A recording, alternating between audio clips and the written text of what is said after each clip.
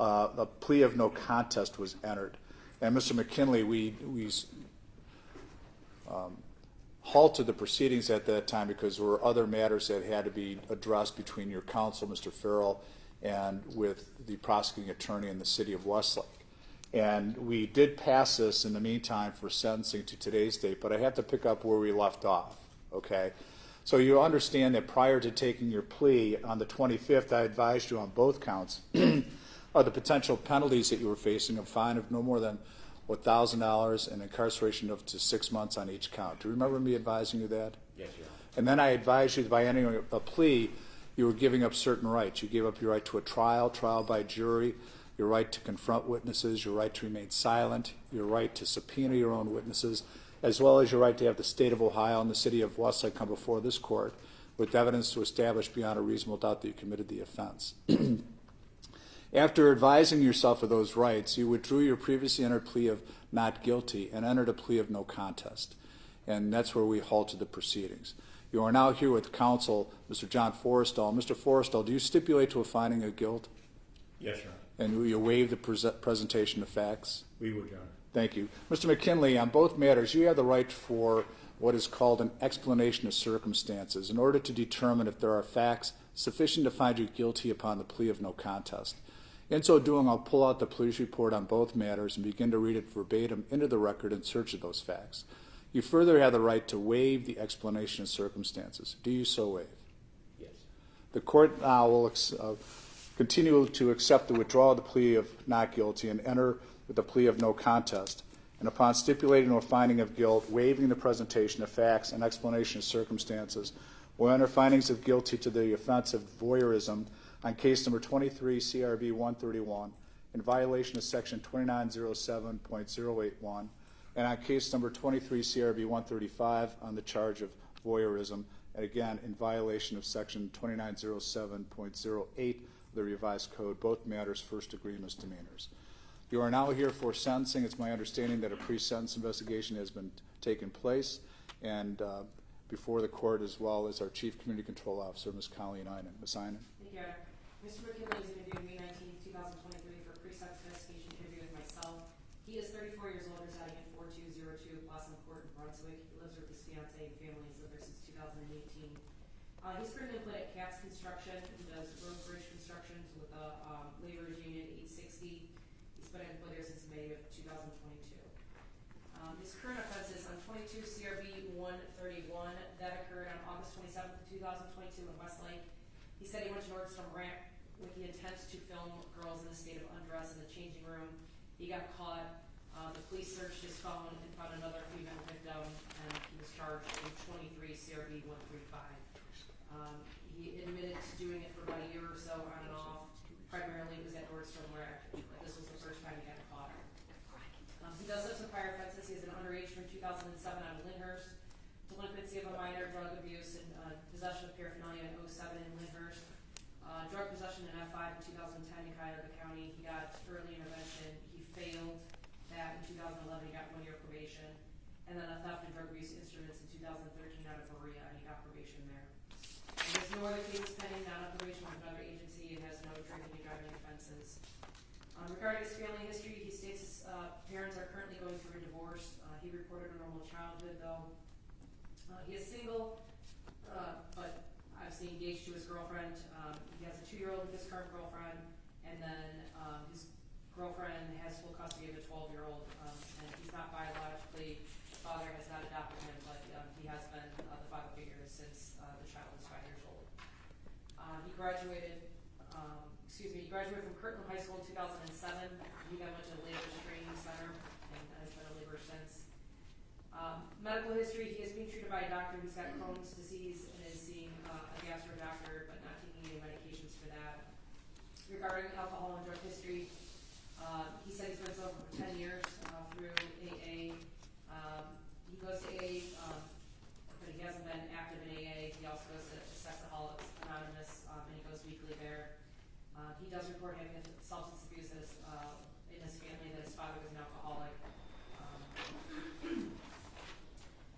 He's been in treatment programs in the past with the Stella Maris in 2013. He said he was living at 2100 Lakeside, which is the men's homeless shelter. They got Robin and Stella's. He stayed for about a year and has been sober since. He was going to AA meetings, then his sponsor had passed away, and then the guys in the program stopped talking to him because of these charges. And now he has switched to SA meetings and goes weekly there. Regarding mental health, he is seeing a counselor at LifeStance. He's been diagnosed with a couple different things.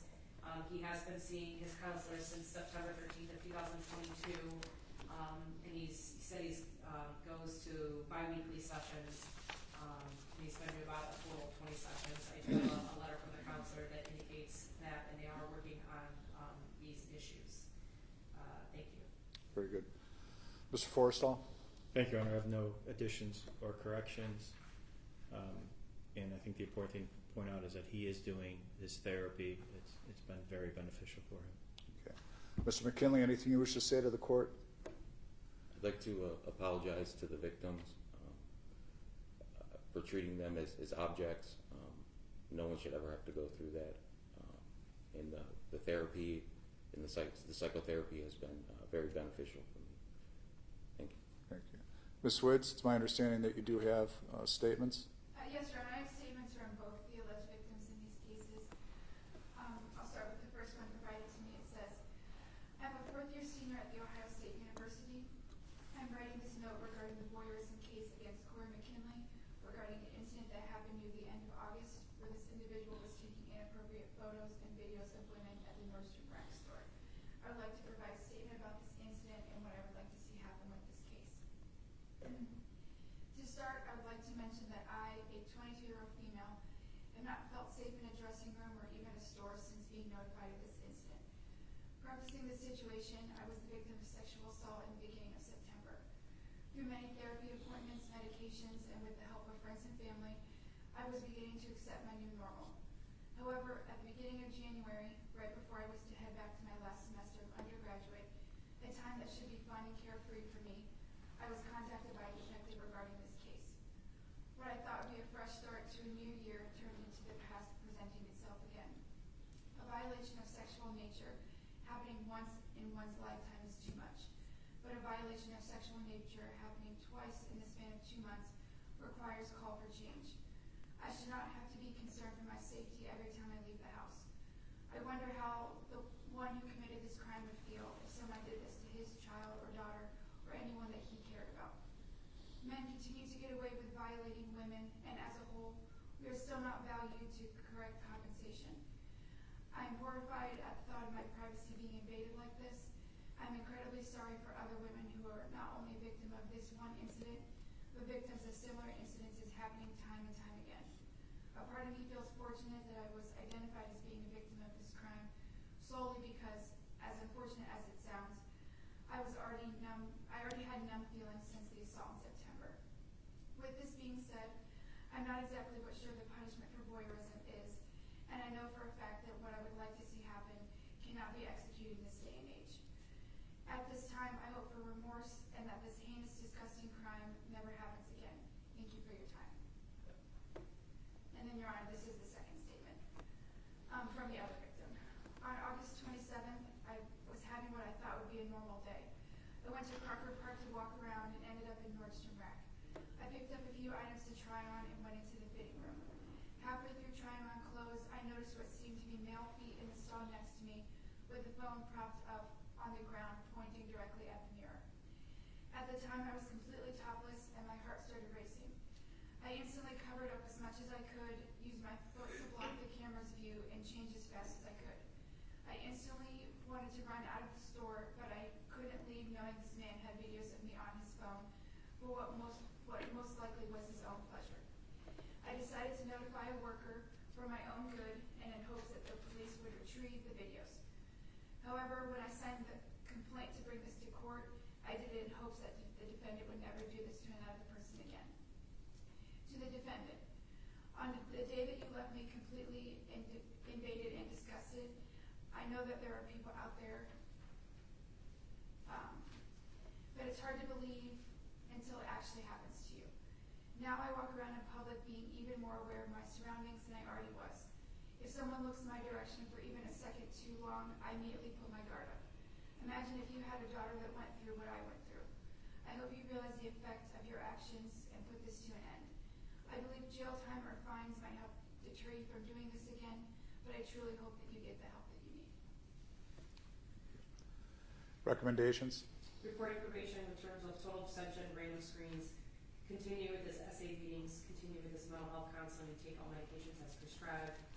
Have no contact with the victims and remain off the premises of Nordsville RAC. Mr. McKinley, I think you have just become aware that everyone's actions have reactions to them. And though you may have been doing something that in a selfish mode was for your own treasure, your own gratification, the impact statements of the two victims, look at how that affected their lives. And you know, that is something that I'm hoping that as you're going through your counseling and the SA meetings and stuff like that, that, you know, people will discuss in the groups, and you discuss that with your counselor.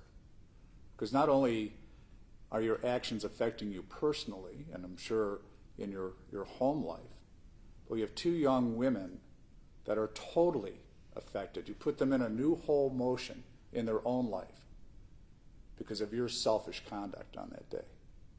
And then obviously too, knowing that it has happened in the past.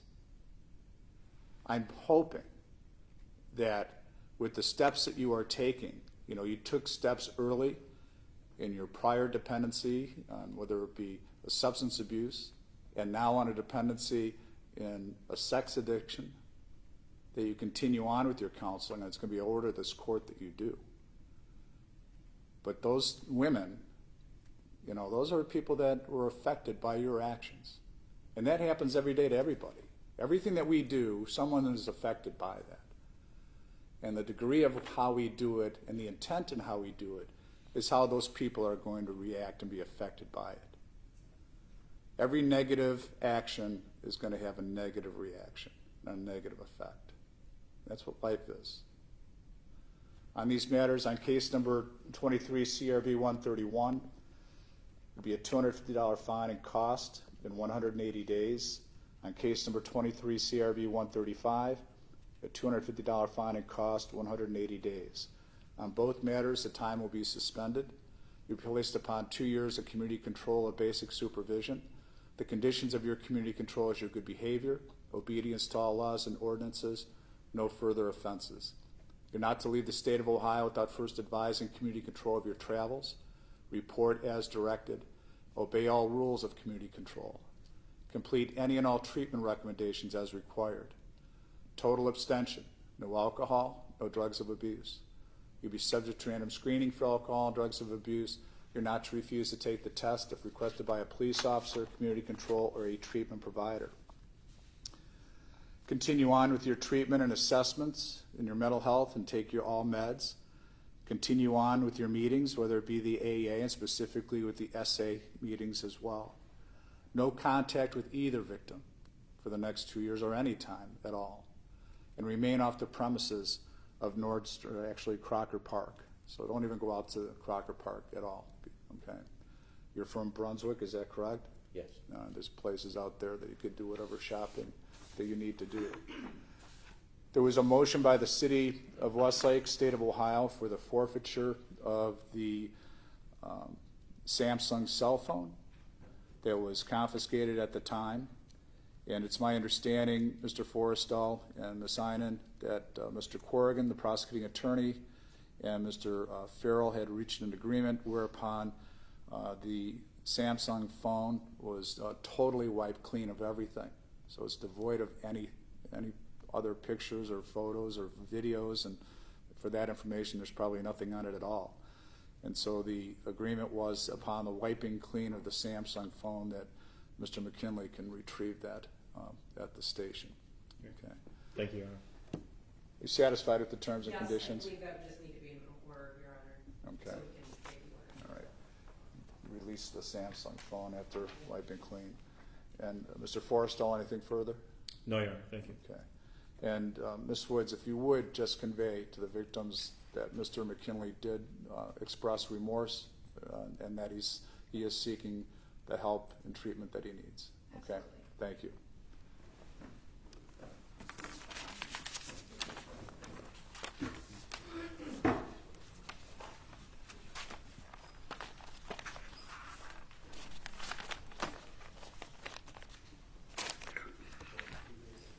Is there anything else?